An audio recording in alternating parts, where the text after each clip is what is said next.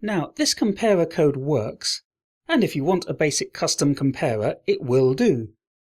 In fact, for anyone who's seen my C# Collections Fundamentals Pluralsight course, at one point in that course I needed to add a comparer to a collection. Because that course wasn't about comparers or comparisons, I wanted to keep it really simple, so I did basically what we've just seen and left it at that. But comparers are much more relevant to this course, so I can go into more detail.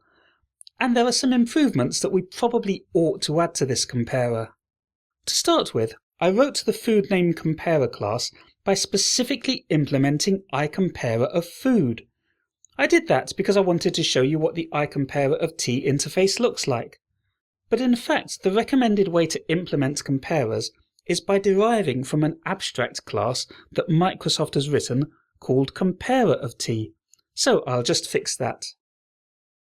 I'll change this bit that explicitly implements the iComparer of food interface, and instead I'll say that I'm deriving from the class Comparer of food.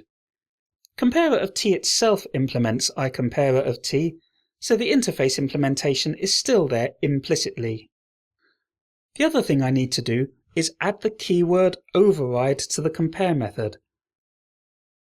That's because this method is now overriding an abstract method in the base class, rather than implementing an interface method.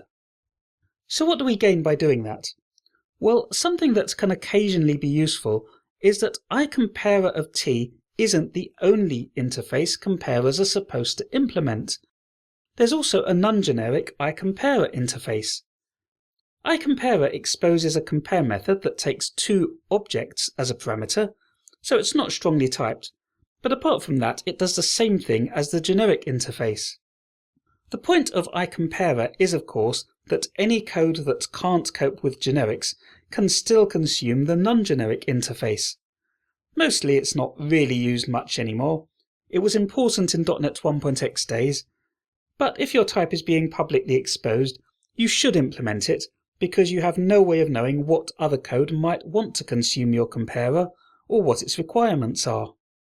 And the thing is, Comparer of T implements both interfaces, basically by plugging the compare override that we've just written into them. So by deriving from the Comparer of T abstract type, your type gets to implement both interfaces for free. I think that's rather neat.